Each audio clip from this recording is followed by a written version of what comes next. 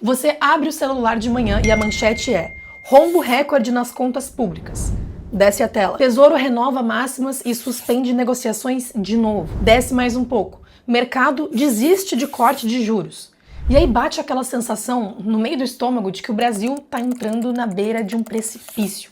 E você, com seu dinheirinho, fica sem saber se protege, se foge ou se finge que não viu. Eu vou te mostrar nesse vídeo o que realmente está acontecendo com as contas do Brasil, por que o Tesouro voltou a pagar as maiores taxas desde a crise lá no segundo governo Dilma e, principalmente, como você pode montar uma carteira de investimentos que atravessa um cenário como esse de pé, em vez de você passar os próximos anos só torcendo contra o noticiário. Seja muito bem-vindo ao meu canal. Meu nome é Raquel Zuc Silveira, sou mestre em economia, especialista em investimentos e falo sobre dinheiro de um jeito que você entende. Vamos começar pela realidade mais cruel. O rombo das contas públicas, somando os últimos 12 meses, passou da casa de 1,2 trilhão de reais.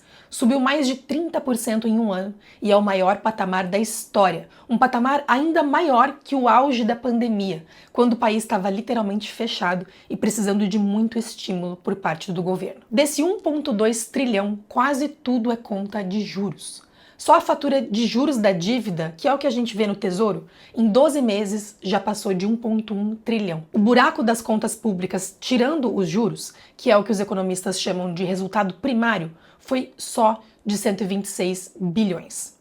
Hoje, mais de 90% de tudo que o governo gasta já está carimbado por lei.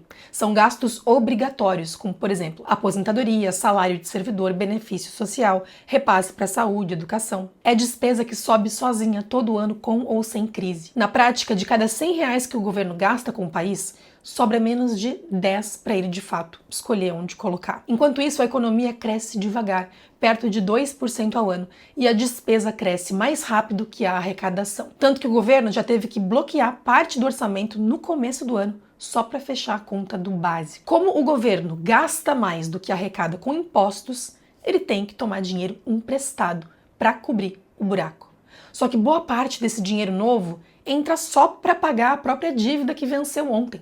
E aí o estoque total cresce, a conta de juros do ano que vem cresce junto e o problema vai rolando para frente, ficando maior a cada ano. Inclusive, o relatório de acompanhamento fiscal da IFE, Instituição Fiscal Independente, já aponta numa direção de déficit sucessivo por pelo menos 10 anos. Essa mesma instituição já tinha alertado no ano passado sobre o grave problema fiscal deste ano e indicava o perigo de um colapso fiscal nos próximos anos. E o mercado tem acompanhado isso de perto e exigido cada vez mais prêmio para emprestar dinheiro para o governo. Tanto que o Tesouro Direto funciona como o melhor termômetro dessa situação toda. Porque quando o governo precisa de dinheiro emprestado, quem empresta é o mercado.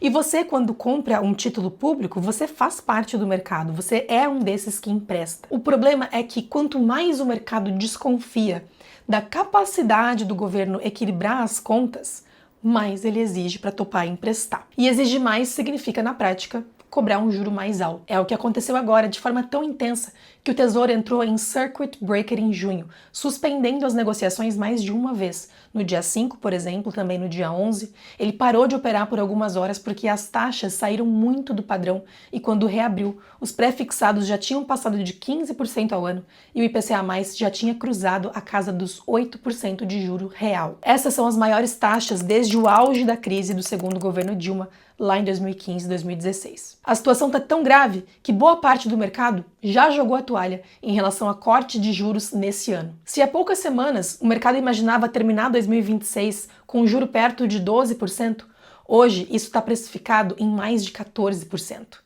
Esse juro altíssimo é, ao mesmo tempo, péssimo para o governo, mas bom para quem tem dinheiro para investir. Para o governo, isso é um dreno gigante. Cada ponto de juro a mais é mais dinheiro saindo do orçamento. E essa conta volta para quem paga essa conta.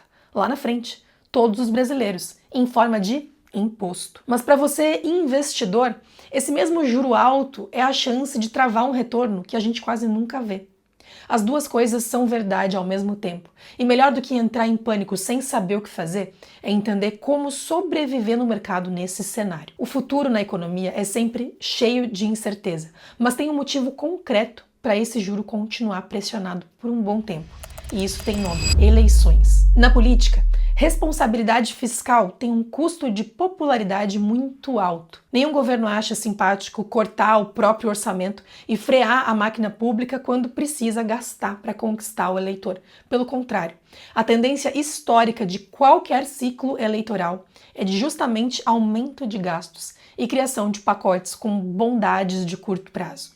E quem quer ganhar a eleição, seja o próximo presidente ou seja o atual presidente num segundo mandato, vai assumir janeiro de 2027 com um orçamento super engessado e uma série de contas para pagar que foram empurradas para frente. Inclusive, agora em junho, o Senado chegou a aprovar o que o mercado apelidou de pauta-bomba, um conjunto de novos gastos que, segundo o levantamento, pesa cerca de 200 bilhões de reais nos próximos anos, a ponto de o governo atual avaliar levar a briga para o Supremo. O próprio governo já admite em público que vai faltar dinheiro na máquina. E as saídas para esse problema são todas amargas.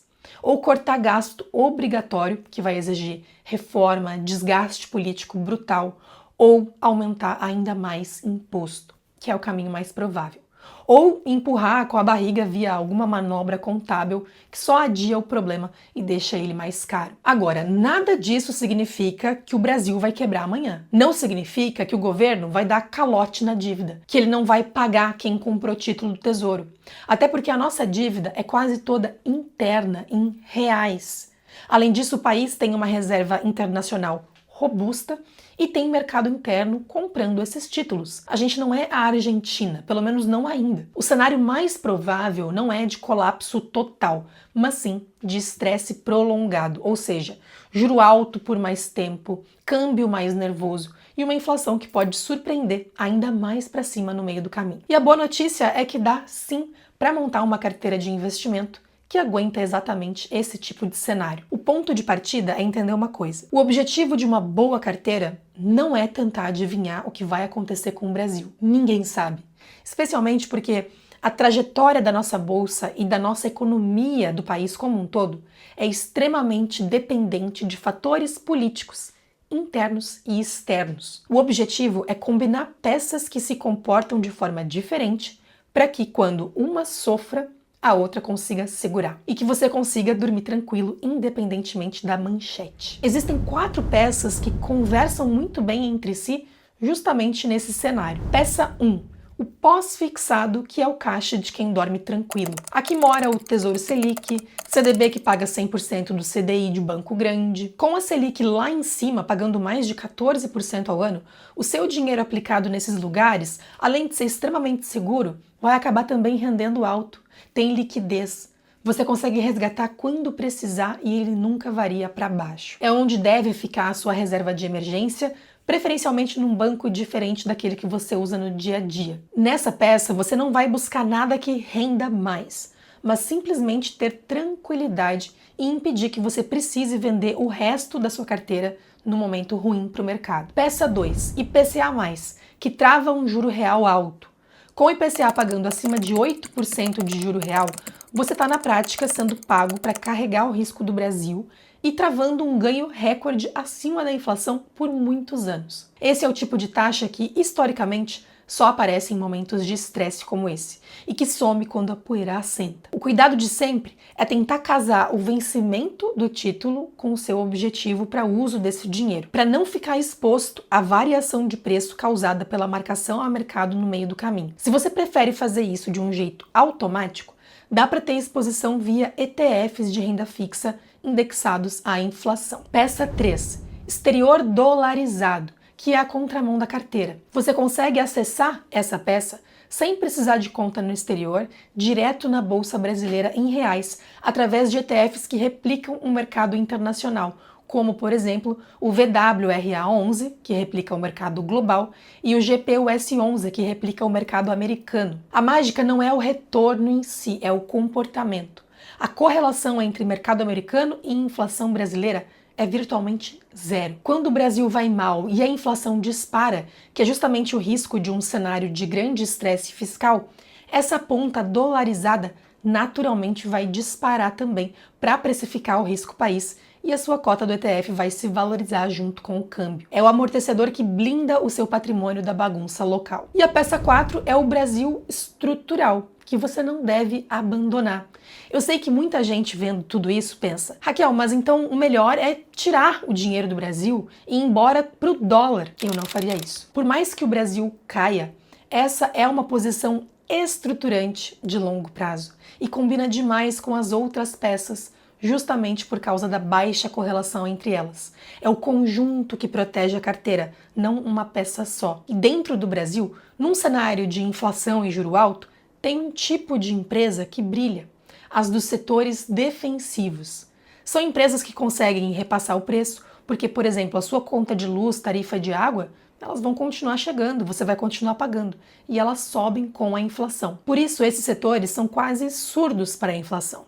A correlação deles com o IPCA também fica coladinha no zero. Quando a inflação dispara, a receita dessas empresas vai subir junto, em vez de ser esmagada, como acontece, por exemplo, com o varejo. Dá para ter exposição a essa tese via fundos negociados em bolsa, com ETFs como o BDF11, o Útil 11 e também o Better 11. Quando você junta essas 4 peças, o desenho da carteira fica mais claro. Os pós-fixados vão te dar mais liquidez e mais calma. Os títulos IPCA+, vão travar o seu poder de compra, garantindo um juro real alto. O exterior dolarizado é o seguro que sobe quando o Brasil vai mal. E o Brasil defensivo é o motor que continua girando mesmo na crise. Uma peça cobre o ponto fraco da outra. Se você quer ter acesso a uma curadoria gratuita com os principais ETFs de cada uma dessas pontas, eu montei um guia especialmente para você. O link está na descrição. No fim das contas, a gente mora no Brasil. Crises sistêmicas fazem parte da nossa rotina desde sempre. Nós somos o país das eleições polarizadas, do estresse fiscal, mas a nossa moeda já passou de 30 anos. A gente conseguiu deixar no passado a hiperinflação e, como bons brasileiros, nós vamos sobreviver a mais essa turbulência. O seu maior risco agora não é nem da economia, é do seu comportamento. O erro fatal é o desespero. Ficar girando a carteira, vender na baixa, pular de galho em galho, mudando de estratégia. Ganha o jogo quem tem uma carteira defensiva e bem estruturada. É isso que te permite ler notícias sobre rombo do governo com a paz de quem conseguiu blindar o patrimônio para qualquer lado que o mercado vá. Me conta aqui nos comentários.